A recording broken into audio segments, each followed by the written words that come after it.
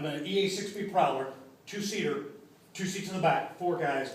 We're in a left-hand bank, and I'm looking straight down 20,000 feet, straight to the Nimitz, and it's pitch black. So what my job is to join on the A6 intruder that is already in orbit. So we get up and we do 30-degree angle of bank, and all the jets come up, and you match speed and distance, and you come and ride their wing. And then they all start to stack back and stack this way. And then once everybody's caught up, then you level out and go conduct your mission. It makes sense, right? If you go in a straight line, no one can catch you. So this is the plan. I'm coming up here, and I'm briefing Brian. He's my NFO, my ECMO, electronic countermeasure. I say, hey, Brian, this is your job to look over the right-hand side of the aircraft, because I can't see through the aircraft in a left-hand turn.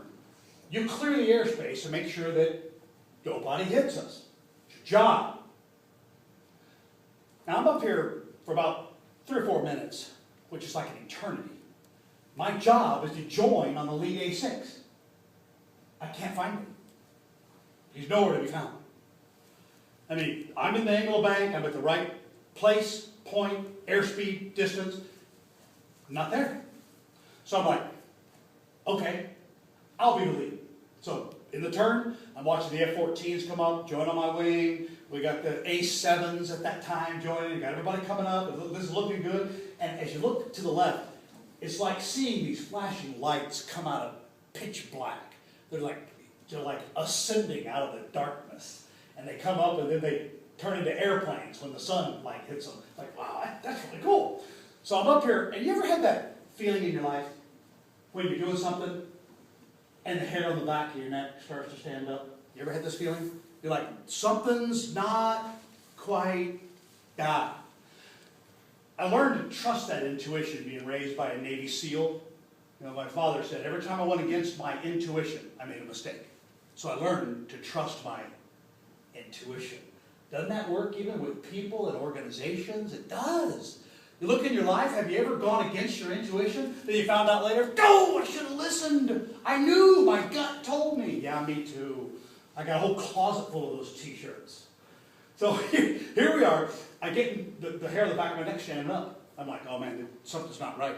I'm looking for this A6. There's another A6 up here in this airspace. I can't find it.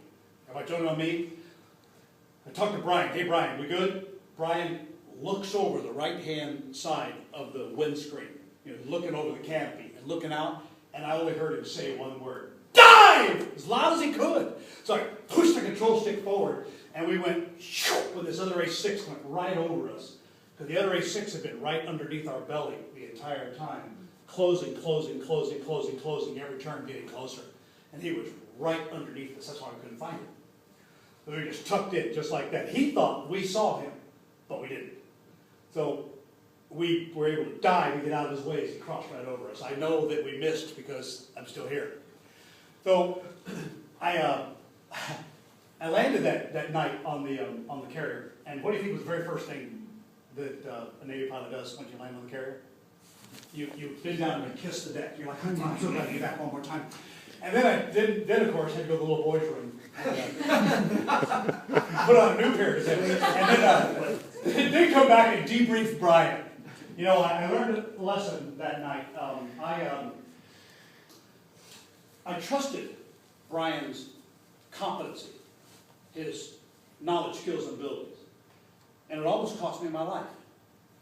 So this particular part of the model is going to have something to do with the core competencies that a person brings. By the way, when do you think was the next time I flew with Brian? Never. Never flew with him again, ever. In fact, it wasn't long after that he was removed from the squadron and went off and did something else. I mean, you're dangerous, right? That's what I spend with Tell Maverick. You're dangerous. You're dangerous. You know what? Dangerous people in the air. So, story one has to do with core competencies.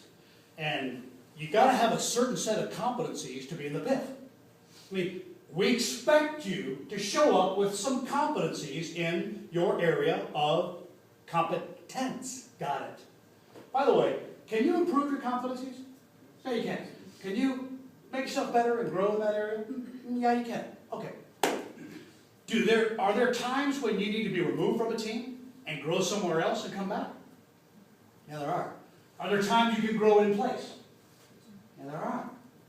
Just depends on what is required by the task at hand.